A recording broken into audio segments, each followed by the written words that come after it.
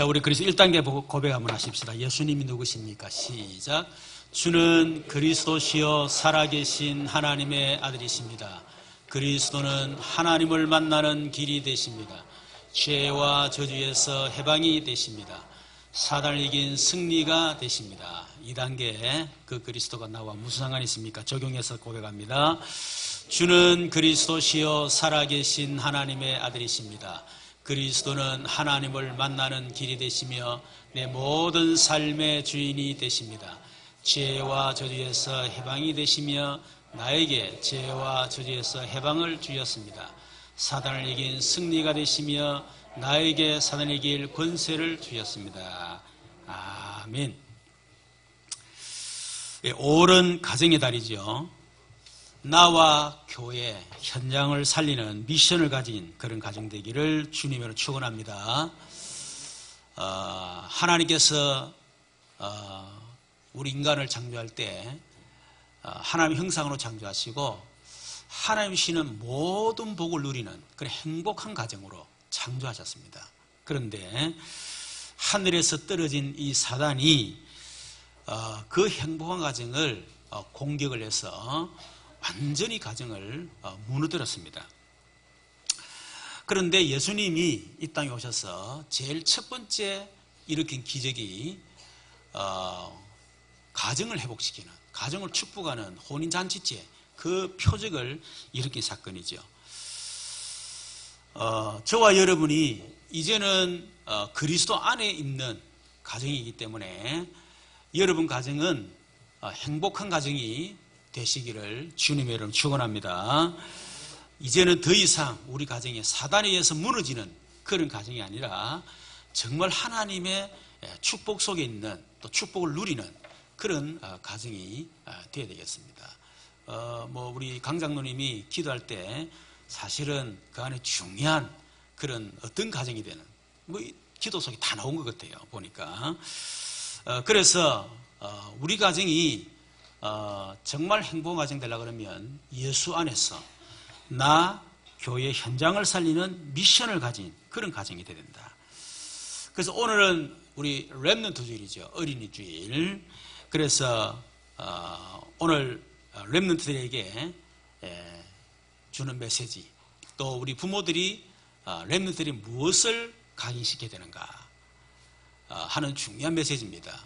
그래서 오늘 제목이 나는 누구인가? 렘넌트들에게 나는 누구인가?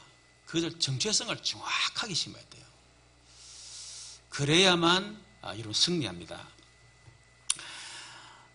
누가복음 23장 28절에 보니까 예수님이 십자가 지고 이제 갈보리산 올라가는데 백성들과 그리고 여자들이 가슴을 치면서 눈물을 흘리고 막 통곡을 합니다. 그때 예수님이 십자가 지고 가다가 돌아보시면서 말씀하셨어요. 예루살렘의 딸들아, 나를 위하여 울지 말고 너희와 너희 자녀를 위하여 울어라. 이유가 뭐냐면 앞으로 몇 년 후에 그 후대들에 들어갈 어마어마한 재앙, 그것을 예수님이 보았기 때문에 AD 70년 로마의 디도 황제가 쳐들어와서 결국 예루살렘을 성을 무너뜨리고 전 세계 유대인들이 흩어져서 소위 말해 디아스포라라고 그러죠. 유리방황하며 고통당할 그런 현장들을 바라보면서 나를 위해서 울지 마라. 너희 자녀를 위해서 울어라. 그렇게 말했습니다. 여러분, 우리 후대들에게 언약 전달을 제대로 해야 되는데 언약 전달을 우리가 제대로 하지 못하면 우리 아이들이 자기의 정체성을 놓쳐버리겠죠. 그리고 언약 놓쳤기 때문에 영적인 힘을 잃어버릴 수밖에 없겠죠. 자, 그러다 보니까 출애굽기 2장 1절 10절에 보면 이스라엘 백성들이 강대국 애굽의 노예가 되어버린 거예요. 예레미야가 4장 1절에 5절에 보면 강대국 바벨론의 포로가 되어버렸습니다. 그래서 그것을 본 예레미야가 그 백성들에게 안타까움으로 얘기했죠. 슬프다. 어찌 금이 빛을 잃고 순금이 변질하였느냐. 있을 수 없는 일이 났다네. 어떻게 금이 빛을 잃을 수가 있습니까? 근데 있을 수 없는 일이 났다는 거예요.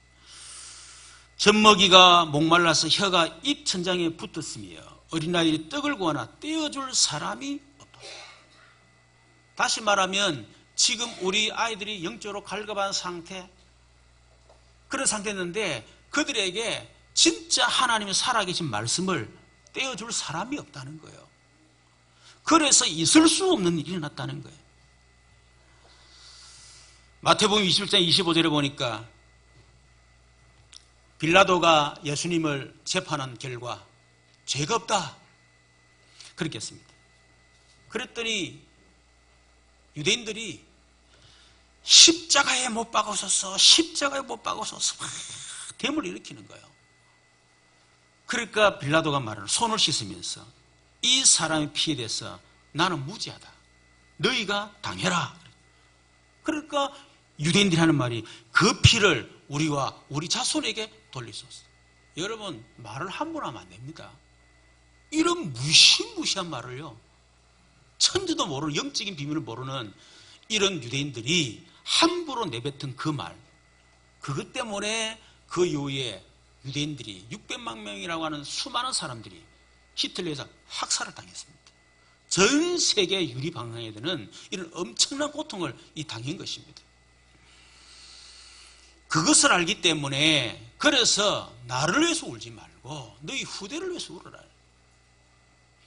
여러분, 진짜 언약 놓친 우리 렘넌트들, 여러분 자녀들을 바라볼 때 우리 속에 눈물이 안 난다, 안타까움이 없다. 그러면 저는 그 부모는 틀린 부모다 이렇게 저는 봅니다. 유모사 메시지 하시면서 그랬지요. 우리 후대들이 우리 부모 세대보다 훨씬 나은 게 있어요. 실력도 있고 돈도 벌고 성공도 했고, 특히 해외 나가면 1.5세 2세들이 뭐 부모들보다 훨씬 능력 있고 실력 있고요, 성공 대단합니다. 그런데 한 가지가 부족하다는 거예요. 그게 뭐냐? 교회관. 그래도 우리의 선조들, 우리 믿음의 선진들은요, 매일 교회 와서 울고불고 기도하고 교회를 위해서 얼마나 사랑했는지 모릅니다. 자기는 먹을 게 없으면서요, 교회를 위해서 얼마나 헌신했는지 몰라요. 그때 우리 믿음의 선진들이 뭐 공부를 많이 했습니까? 뭐 실력이 있습니까? 뭐 가진 게 있습니까? 근데 그 결과로 사실은 저와 여러분이 이런 엄청난 혜택을 누리는 거 아닙니까? 그렇죠. 우리가 성공하고 잘되고 응답받은 것이 여러분 학교 시설이 좋아서 그랬습니까? 선생님들 실력이 좋아서 그랬습니까? 환경이 좋아서 그렇습니까?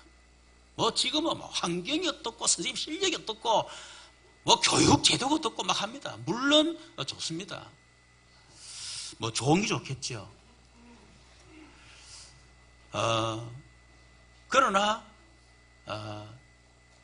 우리 어릴 때 또 신앙생활을 보면요, 뭐 그때 교육관이 있으면 아무것도 없어요. 뭐 프로그램도 아무것도 없어요. 근데도 거기에서도 민족의 지도자가 나왔고 진짜 어마어마한 그런 영향 미친 사람들이 나오지 않았습니까? 근데 지금은 보세요. 그렇게 시설도 다 좋지만 기독교인들 욕 다 얻어먹습니다. 특히 이 렘넌트들, 여러분 우리 렘넌트 자라가지고 과연 여러분만큼 교회를 사랑할 수 있겠는가? 저는 우리 애들 꼭 기도하는 게 늘 있습니다. 어릴 때는 렘넌트 기도 문자하고 기도했지만 지금은 다 성장했으니까 이제는 그 기도는 별로 하지 않습니다. 제가 기도하는 거, 하나님 예배 승리하게 하옵소서, 4대 헌금 승리하게 하옵소서, 그리고 반드시 교회에서 헌신하게 하옵소서, 그리고 성령으로 충만하게 하사 기능에 오직 유일성 재창조를 축복해 주셔서 울산민족 세계 후대인 현장 문화 경제를 할 수 있도록 하나님 축복해달라고. 그 기도하면서요, 그 속에 정말 우리 아이들이 교회를 해서 헌신할 수 있도록 해달라고 제가 기도하고 있어요. 우리 부모들보다도 실력이 있고 대단하지만요, 점점 교회관이 우리하고는 다르게 점점 멀어져 가고 있습니다. 저는 그런 걸 생각하면서도 참 안타까운 거 있죠. 오늘 렘넌트 주일을 당해서 우리는 렘넌트 요셉의 삶을 잠시 봐야 되겠습니다. 요셉의 그 가정, 아버지 야곱이 부인 4명을 데리고 있는 그런 바람둥이에요. 그리고 레아와 또 라헬이란 말은 요셉의 어머니죠. 이 두 사람이 남편을 차지하기 위해서요, 시기 질투하고요. 거기다가 자기 여종 실바, 비라를 야곱의 첩으로 막 주고. 여러분 상상해 보세요. 그래서 낳은 자녀가 12명입니다. 근데 요셉은 어머니가 자기 동생 베냐민을 다 낳다가 돌아가셨어요. 그러니까 요셉의 나이가 뭐 얼마 안 되겠지요. 어릴 때겠지요. 뭐 한 5살 정도 뭐 그 정도 되겠습니까? 어쩌면 가장 엄마가 필요한, 엄마를 가장 찾는, 그렇죠? 그런 시기예요. 그러다 보니까 이 아버지 야곱은요, 특별히 요셉을 유독 사랑했습니다. 근데 형들이 요셉을 시기해가지고 결국 죽이려고 그 구덩이 속에 빠뜨렸잖아요. 근데 마침 물이 없어가지고 요셉 살았어. 그래서 그 형제 유다가 마침 지나가는 그런 노예 장사하는 사람들 보면서요, 우리가 동생을 죽여야 되겠냐, 우리가 동생을 팔자, 이래가지고 결국은 팔게 된 거예요. 해서 애굽의 노예로, 다시 말해 인신매매로 그렇게 팔린 것입니다. 자, 이런 어떤 가정 환경 생각해 보면 요셉이 얼마나 많은 그런 상처가 있었겠는가. 그런데 요셉은 그렇게 상처를 받을 수밖에 없는 그런 가정이었어요. 자랐지만은 그 상처를 축복으로 싹 바꾼 사람들이에요.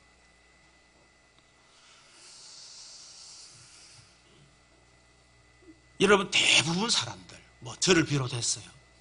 대부분 사람들. 그리고 지금 자라고 있는 우리 렘넌트들이요, 다 크고 작은 상처를 다 가지고 있습니다. 그 상처가 어디서부터 오느냐? 가정으로부터 오느냐. 다른 사람이 상처를 주는 게 아니고 그건 그 다음이고, 렘넌트들이 어디서 상처받았느냐? 가정이 상처받았어요. 이미 그 아이들이 가정에서 받은 상처 그거 가지고 결국 세상에 나가다 보니까 결국은 또 상처를 받을 수밖에 없는 것입니다. 특히 가정이라면 뭐죠? 부모요. 자녀의 상처는 여러분 부모 문제입니다. 그래서 그런 얘기 있잖아요. 문제 아이는 없지만 문제 부모는 있다는. 우리는 자꾸 여러분 문제 있다는, 너 문제 있어. 아니요, 부모가 문제예요.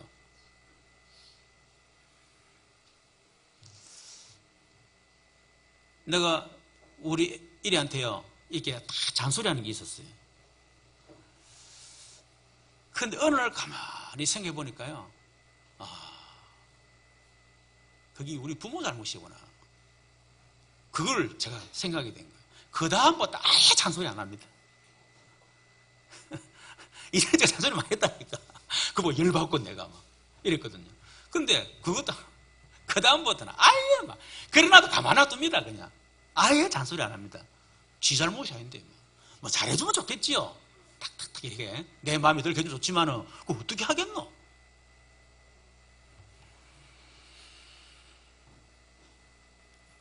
그래서 그 가정의 분위기가 굉장히 중요합니다. 엄마 아버지가 다 너무너무 가정 행복하게 산다, 웃음꽃이 넘치고 그러면요, 이런 그 가정의 분위기, 근데 막 가정의 분위기 들어가보면 막 이상하게 막 싫어, 들어가기 싫고 막 그 가정의 분위기 때문에 상처를 받는 거예요. 그리고 특히 이제 부부관계, 엄마, 아버지, 그리고 특별히 부모에게는 독특한 성격이 있을 수 있습니다. 그렇죠. 독특한 성격. 다르게 말하면 부모가 영적인 문제. 그 자녀들이 말하는 다 압니다, 여러분. 우리 엄마, 아버지 진짜 독특해. 성격이 아주 독특한 부분이야. 알지만 말을 안 할 뿐이지 다 알고 있거든. 그런 것 때문에 상처를 받는 거예요. 그리고 가정의 경제적인 어떤 문제들 때문에 특히 부모에게 아주 특별한 질병을 가지고 있을 경우 그것 때문에 상처를 받습니다. 저는 이런 종합적인 것으로 인해서 상처를 저는 받았었거든요. 그러니까 나는 우리 어머니가 늘 제가 기억할 때부터 시작해서 아팠으니까 그게 신병이 있는데요. 늘 몇 번 수술하고 어릴 때 늘 어머니가 아팠던 거 그거밖에 기억이 없어. 술 잡수고 싸우고 그리고 또 아프고 이거. 그러니까 한 번 우리 전화 왔다 오잖아요. 전화 왔다 오면 목소리 자체 때문에 막 나도 모르게 스트레스 팍 받는 거예요. 엄마 목소리가 너무 밝잖아요. 그러면 기뻐. 근데 전화 뜨는데 받았는데 목소리가 막 이러면요. 막 이 사람 그 순간 기분이 확 나쁜 거예요. 이유가 뭐냐면 어릴 때 늘 어머니가 아팠기, 편찮으셨기 때문에 그게 상처가 다 되었던 거예요. 그런 여러 가지로 인해서 결국 우리 자녀들이 상처를 받게 되는 겁니다. 여러분, 이런 상처가 있게 되면 이 상처가 알게 모르게 무의식, 잠재의식 속으로 팍 깊이 파고 들어갑니다. 계속 깊이 들어가죠. 나중에 영혼 속에까지 그 상처가요, 딱 뿌리 내리고 있습니다. 자기도 모르게. 그러다 보니까 마음과 생각을 통해서 혹은 감정을 통해서 그 상처가 계속 각인되고요. 영혼 속에 뿌리 내리고 그게 나의 삶으로 체질이 딱 돼버리는 거예요. 자기도 모르게 막 혈기 분노가요. 그래서 체질적으로 그냥 스스로 낙심하고 포기하는 게 막 스스로 그냥 나도 모르게 체질적으로 그냥 나와버리는 거예요. 그냥.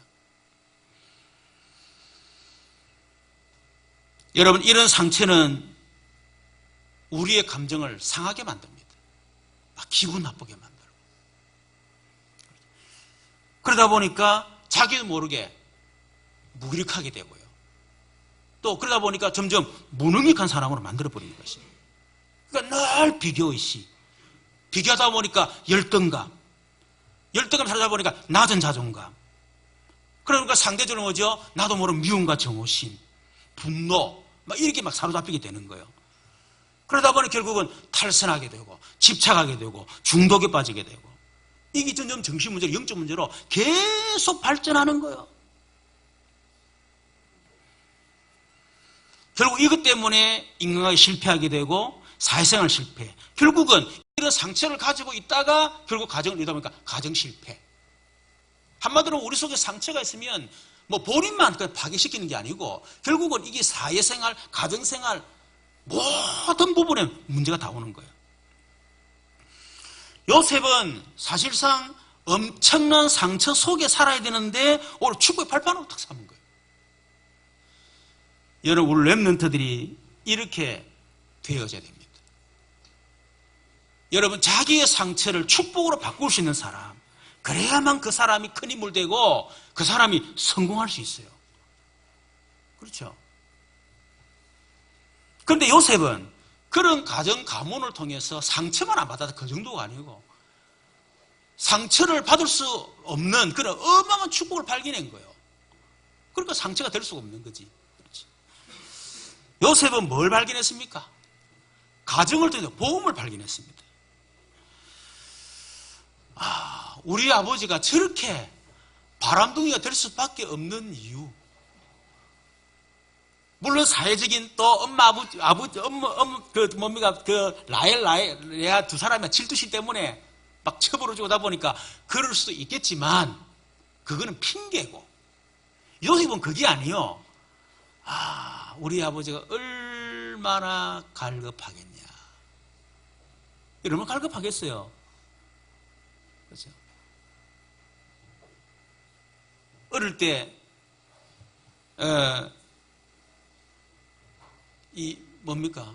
그 아버지, 그 야곱의 삶을 쭉 이렇게 봤을 때, 갈급할 수밖에 없지. 그렇지. 특히 그러다가 이제 레아 라헬을 만났는데 이 두 사람이 막 시기 질투요. 집착이야. 어떨 물론 사랑이지만 사실은 뭔가 모르게 마음이 비어있는 그 야곱의 마음속에는요, 오히려 그런 것들이 사실은 더 자기로 하여금 마음을 비게 만드는 거예요. 이런 남자들의 그런 어떤 성향을 여러분 잘 알아야 됩니다. 남자, 여자들이 너무 막 집착해 사면요, 이상하게 막 이렇게 좀 그런 게 있다니까, 이게. 좀 그런 게. 야곱이 그런 거요. 때는 무관심한 것처럼 보이기도 하고, 막 그래도 슥 넘어가지고 이래 되지. 말 때마다, 옷 벗어봐!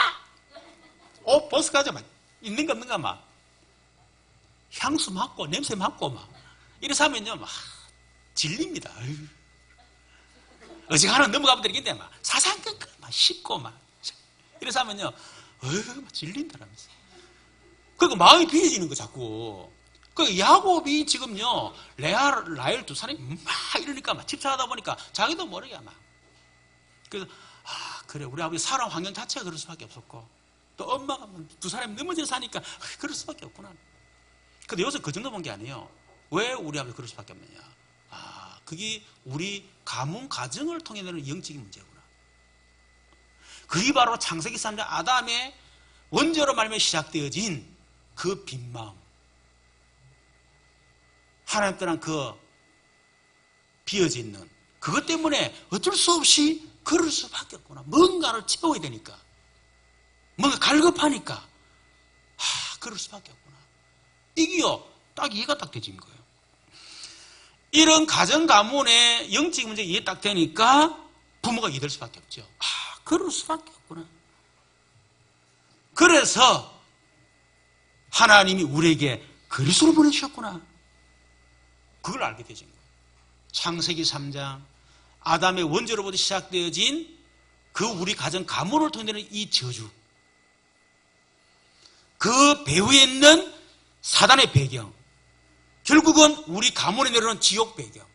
그래서 우리가 이럴 수밖에 없구나.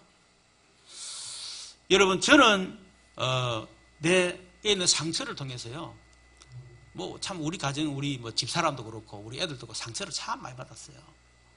그러다가 어느 날 내 혼자서 왜 그럴까 고민 딱 했는데 알고 보니까 요셉이 발견했던 것처럼 그게 쫙 발견되진 거예요. 그래. 그래서 하나님이 그리스도를 보낼 수밖에 없구나. 우리 가정이 살 지옥 배경이구나. 이 완전히 사단의 배경이구나. 이게 바로 창세기 3장, 우리 말 우리 가문 가정을 통해 내려오는 이 가난의 이 뭡니까? 이 저주구나. 그거를 알고 나니까요, 자연스럽게 답이, 그래서 그리스도가 필요하구나. 그래서 오셨구나. 그걸 제가 발견하게 됐다니까요. 그리고 본격적으로 그거 놓고 제가 기도 안 했습니까? 창세기 3장으로 말미암아 우리 가문 가정을 통해서 내려오는 이 저주의 권세를 예수님 꺾일지어다. 그 배후 역사는 사단의 병이 예수님 꺾일지어다. 우리 가정의 지옥 배경은 예수 이름으로 떠나갈지어다. 그 기도만 계속했습니다. 그 기도만 했는데 바뀌는 거죠. 가정이 싹 바뀌어버리더라고요.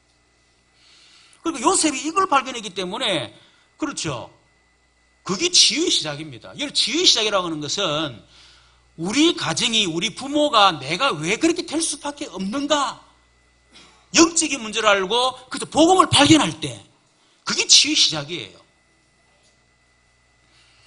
두 번째는 요셉은 그런 가정 속에서요, 임마누엘의 비밀을 알았고 그걸 누렸어요. 다시 말해 요셉이 얼마나 외로웠겠습니까? 그렇죠. 형들이 자기를 시기하고 미워하고 말이야, 왕따시키고 얼마나 외로웠겠어요. 근데 요셉은 나는 외롭구나 그런 생각 안 했습니다. 그렇죠? 그 속에서 임마누엘 축을 발견하고요. 그래, 하나님이 지금 나와 함께 하시구나. 나는 혼자가 아니구나. 하나님이 나와 함께 하시구나.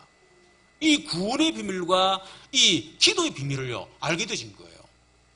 그래서 요셉은 계속 그 비밀을 누렸습니다. 여러분, 우리 부모들이 우리 자녀들에게 뭘 해줘야 되겠습니까?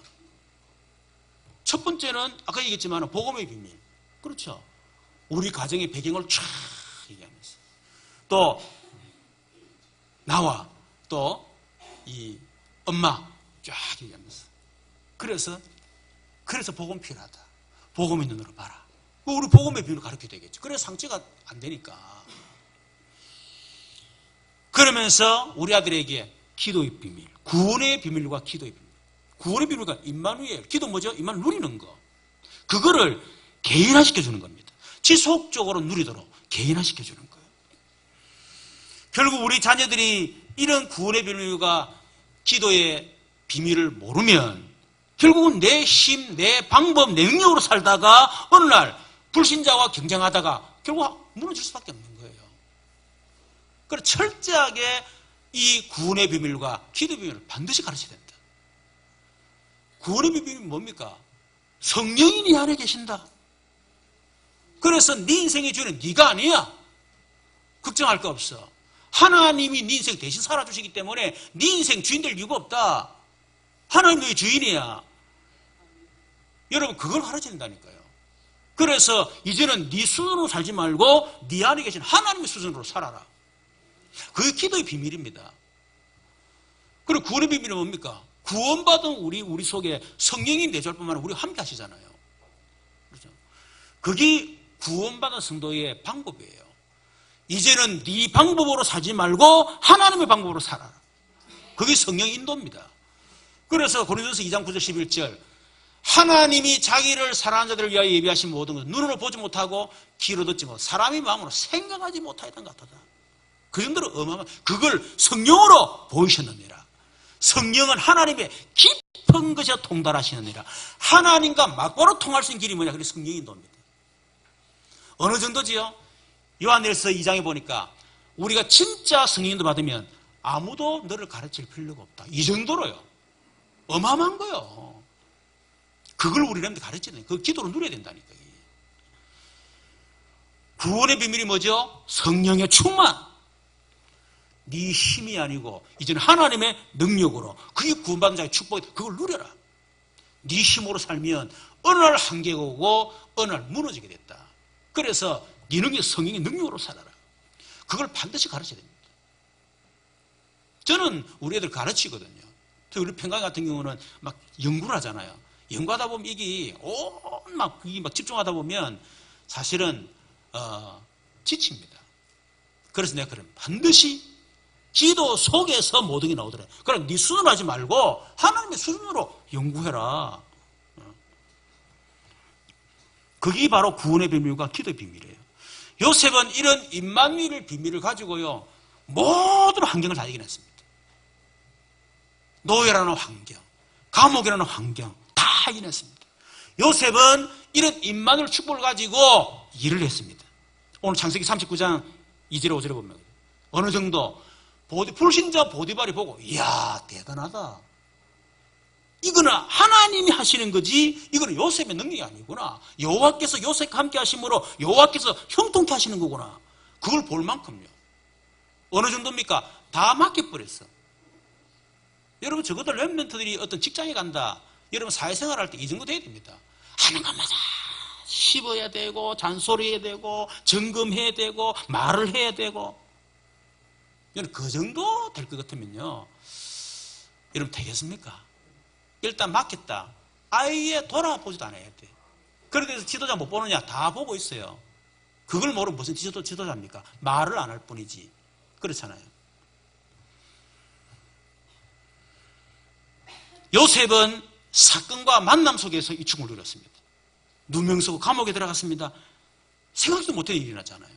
그 보디발 이거 뭡니까? 감옥에 들어갔는데 거기서 두 장관을 만났어요. 그 두 장관의 만남 속에서 이 축복을 누린 거예요. 나중에 이것이 요셉에게 평생의 응답으로 연결되었습니다.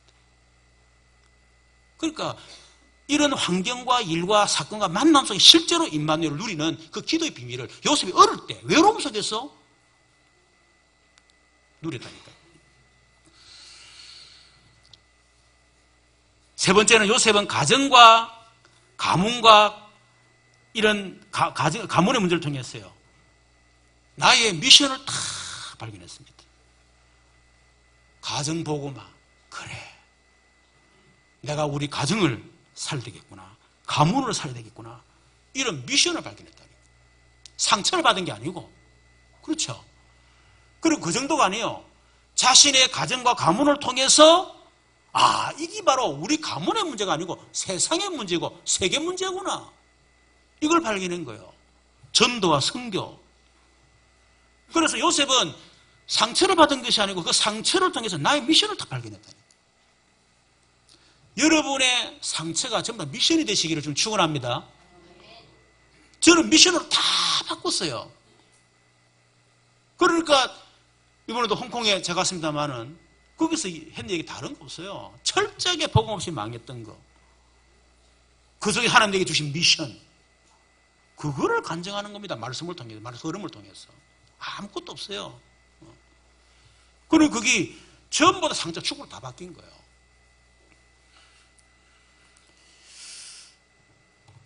여러분, 요셉은 그 보디발의 가정에 탁 들어가가지고 또 감옥에 들어가 두 장관을 보면서요. 또 나중에 그 바로왕을 또 알인 안 했습니까? 뭘 봤습니까? 복음 없이 성공한 불신자의 현장을 다 본 거예요. 여러분, 우리 렘넌트들이 복음 없이 성공한 불신장을 여러분 볼 수 있어야 됩니다. 여러분, 성공자의 특징이 뭐죠? 렘넌트들은 이걸 봐야 돼요. 왜냐하면 이런 부분이 사실상 너무 잘 안 되기 때문에. 그래서 적어도 성공자들의 특징이 뭐냐? 그 첫 번째 뭡니까? 자아가 아주 강합니다. 내라고 하는 자아가 굉장히 강해요. 자아가 강하지 않은 사람은 다 실패합니다. 자존감이 굉장히 높든지, 예를 들면 자존감이 너무너무 높아. 그 사람은 이 몸에 자기가 안 무너지거든요. 잘. 아니면 자아가만 그 상처를 통해서 그랬던지 어쨌든 자아가 강한 사람 있잖아요. 하는 거 말이야. 어떤 자아가 강한 사람이에요. 그래서 성공한 사람은 돈에 대한 집착, 좋게 말하면 애착이 굉장히 강합니다. 그리고 성공에 대한 이런 지수 굉장히 높다니까. 성공해야 되겠다. 그것도 있지만은 그 속에 이미 성공 지수가 굉장히 높아요. 실패하는 사람 특징이 뭡니까? 실패 지수가 높아. 하는 것만 나는 안 돼. 실패할 거 망할 거야. 이게 엄청 높은 거예요. 그러니까 실패할 수밖에 없는 거지. 성공의 특징이 뭐죠? 자기가 하는 일을 처음에는 막 자아가 강하고 돈 벌고 막 성공합니다. 근데 딱 돈 벌고 성공 딱 하고 나면요. 자아 성공 딱 어느 딱 올라가고 나면 그 다음 발견하는 것이 천명, 소명, 사명을 딱 발견한다니까.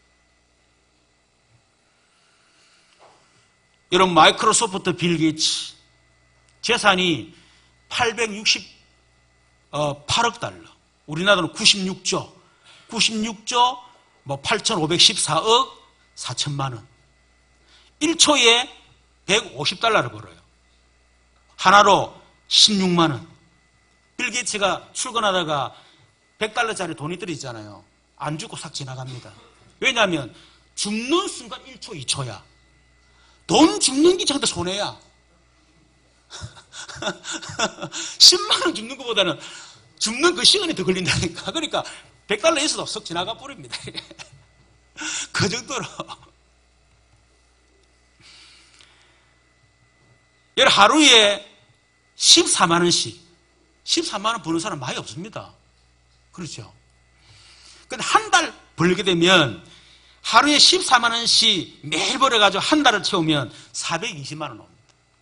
그런데 빌 게이츠는 이 돈을 30초면 다 벌립니다. 그 정도로 막 어마어마하게 버는 거예요. 투자의 기재 워런 버핏 608억 달러.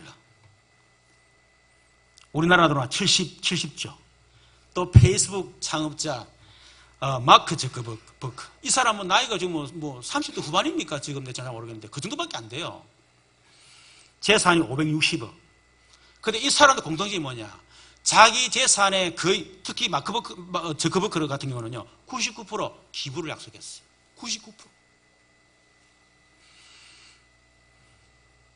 다시 말하면 천명과 소명, 사명을 다 빼야 하는 겁니다. 그러니까 이 사람들이 당연필은 절대, 일심전심지소, 오직율선 재창조, 25시 영원, 이게 각인뿔이 체질이 되어 있는 거예요. 나, 돈, 성공, 천명, 소명, 서명, 이게 각인뿔이 털쳐. 그런데 이 사람들이 이런 성공자의 특징을 있지만 결국은 실패하잖아요. 왜 실패합니까? 하나님을 떠난 원죄 때문에.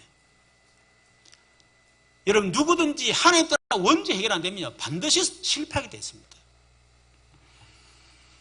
여러분, 그 결과 어떻게 되죠? 자기 상실. 다르게 말하면 하나님이 창조한 나를 잃어버리고 사단이 심어놓은 각인. 그래서 나를 상실한 거예요. 그렇게 안 보이십니까? 저는 그게 보여요.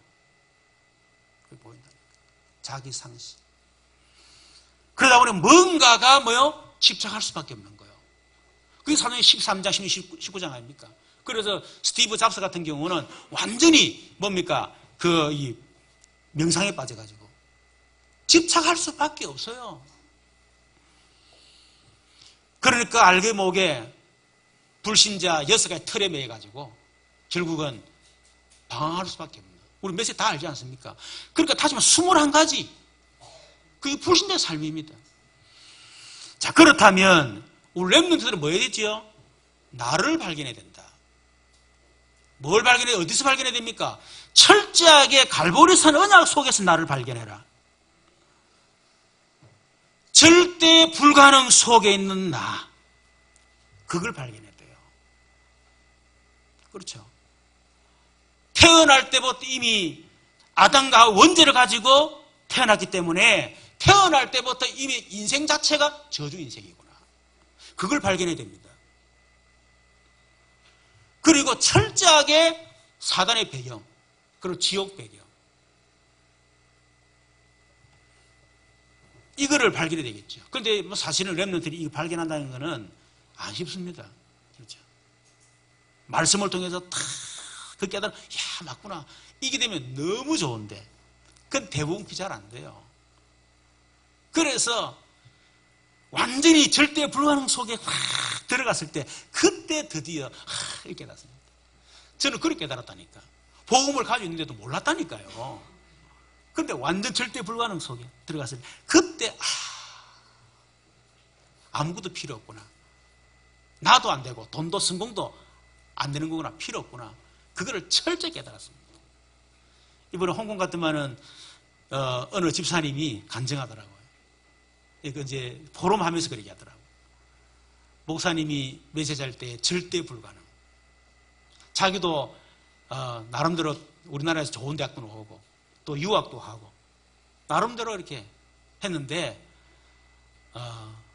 어느 날 결혼하고 난 뒤에요.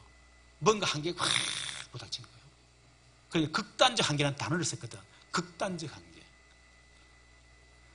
60의 인구가 다 도와줘도 해결할 수 없는, 남이 볼 때 별거 아닌데 나에게 있는 문제. 지구상에 있는 모든 방법을 다 동원해도 남이 볼 별거 아닌데 내 안에 있는 해결할 수 없는 문제. 지금까지 내가 신앙생활 하면서 많은 경험했지만 그 경험 싹 다 끌어모아도 해결할 수 없는 극단적 한계. 근데 그 고백을 했어요. 그 이분이 그 메시지 듣고요. 자기 이제 포럼하더라고요. 자기도 그러나 들어갔다는 거예요. 오직 그냥 우울증에 빠져만 그냥 모든 거 다 버리고 떠났으면 좋겠다. 가정도 떠나고 싶고 교회도 떠나고 싶고 직장 떠나고 다 떠나고 싶고 다 포기하고 싶고 그냥 그것밖에 없더라고요. 여러분, 절대 불가능한 나를 발견할 때 그게 먼저 발견되어야 됩니다. 그게 진짜 어떻게 보면 나를 발견하는 방법이에요. 그렇지 않으면요, 뭔가 성공, 돈, 뭐 인기, 명예 덮여가지고요, 마치 그게 내인 것처럼 착각하고 돌아다닙니다. 내가 뭐 대단한 것처럼. 그거 다 거짓말 속는 겁니다, 그거. 절대 불가능성이 있는 나, 그거를 먼저 발견해야 돼요. 두 번째는 그것만 발견되면 안 되죠. 그거를 통해서 철저하게 갈보리산 언약을 체험해야 된다. 갈보리산 언약이 뭡니까? 그 첫 번째, 하나님의 사랑입니다. 바로 십자가의 사랑. 하나님의 사랑, 십자가의 사랑 속에 있는 나, 절대 불가능 속에 있던 나였는데, 그런데 하나님이 그런 나를 사랑하사 그리스도를 십자가에 못 박으시고 나를 구원하신, 나를 사랑하신 그 속에 있는 나를 발견했대요. 요한복음 3장 16절에 하나님이 세상을 이처럼 사랑하사 독생자를 주셔서 이런 저를 믿는 자마다 멸망치 않고 영생을 얻게 하려 하십니다. 하나님의 사랑이 발견돼야 돼요. 그게 갈보리산 언약 체험입니다. 로마서 4장 8절 우리가 죄인 되었을 때 그리스도께서 우리를 위하여 죽으심으로 하나님께서 우리 된 자기 사랑 확정하셨느니라. 이 십자가의 사랑이 체험돼야 돼요. 요한의 사랑 9절 10절 하나님의 사랑이 우리에게 이렇게 나타난 바 되었으니 하나님이 자기의 독생자를 세상에 보내시면 그로 말미암아 우리를 살리라 하시면 사랑은 여기 있으니 우리가 하나님을 사랑한 것이 아니요 하나님이 우리를 사랑하사 우리를 죄를 속하게 하여 화목제물로 그 아들을 보내셨습니다. 하나님의 사랑, 그 속에 있는 나, 그걸 발견해요. 저는 그걸 발견했어요. 정말 저는 내가 싫고 나를 거부하고 제가 그랬던 사람 아닙니까? 모두 싫었어요. 내 자식 싫었었어요. 그렇게 내가 싫어서 나를 거부했는데 그런 나를 위해서 하나님 그리스도 보내시고 그런 나를 예수님은 끝까지 사랑해서 나를 위해 죽으실 만큼 나를 사랑하셨구나. 그걸 깨닫고 나니까요. 너무 감사한 거예요. 그때부터 정말 저는 저를 사랑하기 시작했습니다. 그게 진짜 자기 사랑이에요. 십자가의 그 사랑, 하나님의 그 사랑 속에 있는 나를 발견할 때 그때 진정한 여러분을 사랑할 수 있다 그 말이에요. 그게 안 되면 절대로 여러분 사랑할 수가 없습니다. 두 번째는 하나님의 은혜. 하나님의 은혜로 구원받은 나, 그 속에 있는 나를 발견해야 돼요. 에베소서 2장 8, 9절에 너희는 그 은혜에 의하여 믿음으로 말미암아 구원을 받았느니 이것은 너희에게 난 것이 아니 하나님의 선물이라. 행위에서 난 것이 아니 이는 누구든지 자랑하지 못하게 하려 함이라. 그렇죠. 내 가지고는 절대로 구원받을 수가 없습니다. 그래서 하나님의 은혜. 그렇죠. 철저하게 망해야 되는데 하나님의 은혜로 나를 거기서 건져내셨다. 철저하게 사단의 배경 속에서 살아야 되는데 하나님이 나를 은혜로 건져내셔서 하나님의 자녀가 되게 만드셨다. 철저하게 지옥 배경 속에서 살아야 되는데 하나님이 건져내셔서 나를 천국 백성으로 천국의 배경 누릴 수 있는 어마어마한 사람으로 나를 부르셨다. 그렇죠. 여러분 진짜 그 속에 있는 나를 발견해야 돼요. 그러면 솔직한 얘기로 망해도 괜찮아요. 죽어도 괜찮아. 그렇지 않습니까? 어째도 내가 망해야 될 나였는데 지옥 배경 속에 있던 나였는데 그 저주 속에 살아야 될 나였는데 하나님 은혜를 구원하셨는데 그렇지 않습니까? 망하는 게 문제가 아니에요. 그런 나를 발견해야 된다. 그게 갈보리산 언약 체험이라고 합니다. 세 번째는 여러분 갈보리산 언약 체험 그 속에서요 인생 해답을 다 얻어야 됩니다. 특히 요한복음 19장 30절 다 이루었다. 다 끝내셨구나. 이 부분이 정말로 여러분에게 답이 다 어느 정도 그렇구나. 이제는 더 이상 내가 나를 살 필요 없을 만큼 예수 십자가에서 내 모든 문제를 다 끝내셨구나. 그렇다면 나는 새로운 피조물이요 해방된 자이기 때문에 이제는 오직 그리스도가 나의 주인이 되는 것이다. 갈라디아 2장 20절 나는 죽고 그리스도가 나의 주인이다. 여러분 그게 뭡니까? 인생 해답이 나는 겁니다. 이 갈보리산 언약 체험이라니까요. 이 속에 있는 나를 발견해야 되고 이 속에서 나를 찾아내야 된다. 특히 렘넌트들이요 이 속에서 나를 발견하기를 바라고 특히 지금 우리 성도들 정말 한 살 빠짐없이 그 갈보리산 언약 속에서 여러분 자신을 찾아내시기를 주님의 축원합니다. 그렇지 않으면 여러분 늘 상처 속에 살아야 돼요. 문제 아닌데 문제 속에 살아야 돼. 그 축복인데 그걸 문제로 생각하면 문제 속에 뚫어 빠져야 되고요.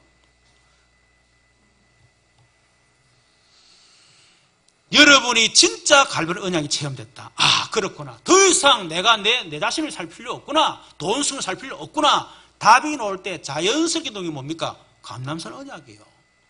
그렇다면 나는 뭐 해야 되지? 뭐 살아야 되지? 그렇구나. 하나님의 나라 이루어서 내가 사는 것이다. 인생 결론. 전도 선교입니다. 그게 발견된다니까요. 그리고 자연스럽게 뭐가 나오죠? 마가다라빵 언약. 오직에다. 그러나 내 힘으로 할 수 없구나. 그래서 오직 성령 충만이구나. 여러분 능력 1%도 필요 없습니다. 여러분 능력 가지고 주의를 하지 마세요. 여러분 뭐 성공한다, 여러분 직장생활 한다 할 때 여러분 능력 1%도 필요 없다니까. 그럼 불신자의 수준이에요. 그거는. 여러분 진짜 그거 고백해야 됩니다. 아, 내 능력 필요 없구나. 나는 무능력할수록 더 이기구나.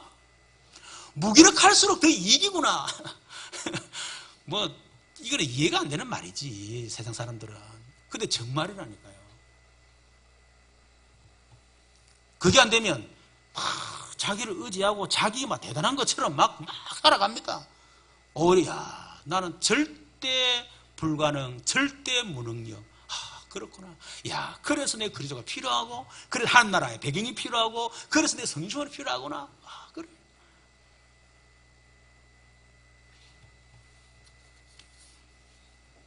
그걸 자랑하는 겁니다, 여러분. 다른 거 자랑하는 거 아니에요. 나의 무능력. 그걸 자랑하는 거예요, 그거를. 그게 전도입니다, 여러분. 아시겠죠? 그리고 거기서 발견되는 게 뭐죠? 천명과 소명과 사명. 그렇구나. 사람들이 결국은 이 복음 몰라서, 그리스도 몰라서 지금 망하고 있구나. 그래서 내가 그리스도를 전해야 되겠다. 천명. 그래서 나의 소명이 뭐냐? 이 땅에 하나님의 나라를 이루는 것이다. 소명. 그것을 위해서 내가 날마다 성령 충만을 받는 것이다. 그게 사명이에요. 내가 정말 성공해야 되겠구나. 그게 진짜 사명이 되는 겁니다. 그러니까 당연히 뭐죠? 당연한 거, 필요한 거, 절대적인 거. 그래서 일심적인 지소.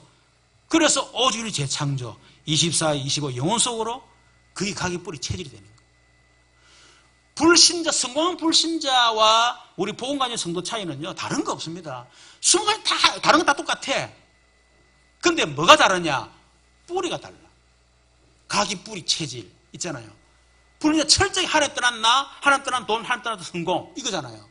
그럼 우리는 뭡니까? 철저하게 그리스도, 하나님 나라, 성령 충만. 이거 한 가지 다른 거요. 근데 다 달라, 싹 다 달라버려요. 그래서 렘넌트주의를 당해서 여러분 자신을 발견하고 나를 찾는 그런 축복이 좀 축원합니다. 제가 이 말씀 왜 전하냐면요, 유 목사님 62가지 얘기를 했어요. 그래서 그거를 차근차근 얘기하려고. 오늘 청년들, 대청년, 나는 어디에 있어야 되는가? 또 다음 주 5예배는 나는 무엇을 해야 되는가? 여러분 자신에 대한 답이 없으면 안 됩니다. 그렇죠? 내가 누군지, 내가 어디에 있는지, 내가 무엇을 해야 되는지, 내가 어떤 일을 해야 되는지 아무것도 모르고 살아간다. 어떻게 그 사람 성공할 수 있겠어요? 그렇잖아요. 그리고 그 메시지에 답을 내야 되겠다. 그래서 유모선 60도 가지 얘기했는데 60도 가지 한 번도 얘기 안 했어요. 왜냐하면 한 두세 가지만 얘기해도 아이고 복잡하다, 머리 아프디 이러는데 60도 가지 얘기해보면 포기해버립니다. 아이고 난 안 될 모양인갑다 하면서. 그래서 근데 이제 가정의 줄이고 또 오예배를 통해서요, 그걸 차근차근 풀어보려고 그렇게 하고 있습니다. 자, 결론적으로 화요집회 주신 메시지가 뭡니까? 24시 기도. 24시 기도 중요하지만은 24시 응답 속에 있어라.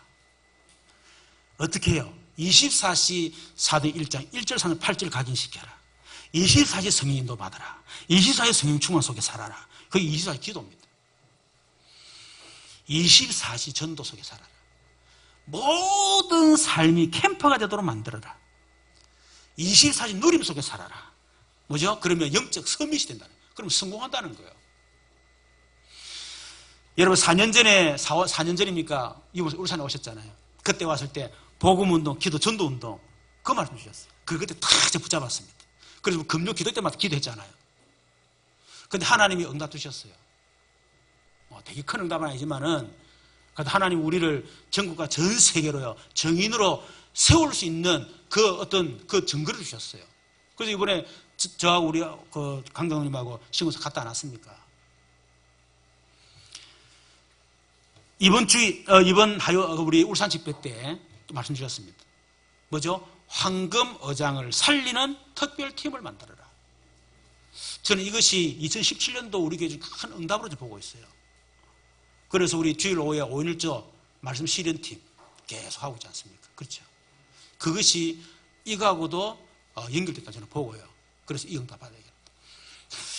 그래서 우리 모든 성도들이 나를 찾고 나를 발견하고 갈보리산 언약 속에서요 24시 축복을 누리면서 이제 황금어장 살리는 그런 특별팀이 되시기를 주님의 여러분 축원합니다. 우리 말씀을 생각 같이 한번 기도하더라. 특히 렘넌트들을 위해서 기도하시고요. 정말 나를 발견하고 갈보리산 언약 속에서 이제는 진짜 참된 성공할 수 있는 렘넌트들 다 될 수 있도록 이 언약을 제대로 전달할 수 있도록 역사해달라고 24시 축복 황금을 살리는 특별팀이 우리 교회 안에 세워질 수 있도록 위해서 기도합니다.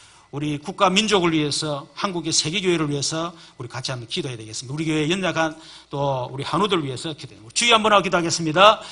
주여 살아계신 하나님 감사합니다. 또 5월달 가정의 달을 통해서 우리에게 나를 살리고 교회 현장 살리는 그런 미션을 가진 또 가정의 축복을 누릴 수 있도록 축복해 주옵소서. 특별히 우리 렘넌트들이 또 우리 성도들이 갈보리산 언약 속에서 나를 찾고 발견하게 하옵시며 이제는 렘넌트들이 참 갈보리산 언약 속에서 하나님 참는 성공하는 영적 스미 되도록 하나님의 축복하여 주시옵소서. 특별히 24시 기도 전도 24시 누림을 통한 영적 스밋에 설 수 있도록 하나님 역사하여 주옵시고 이제 황금어장을 살릴 특별팀이 우리 교회 안에 세워질 수 있도록 우리 하나님 역사하여 주시옵소서. 특별히 하나님 우리 교회 한우들을 기억해 주시기를 기도합니다. 하나님 아버지 우리 유재인 목사님과 박선우 목사님, 이영수 목사님, 조성호 목사님 하나님 우리 김목수 신부에게 하나님의 재창조의 능력을 사시고 갈보리산 언약 체험이 있도록 우리 하나님의 축복하여 주시옵소서. 우리 모든 자녀들 렘넌트들에게 함께 해주시기를 간절히 바라옵니다.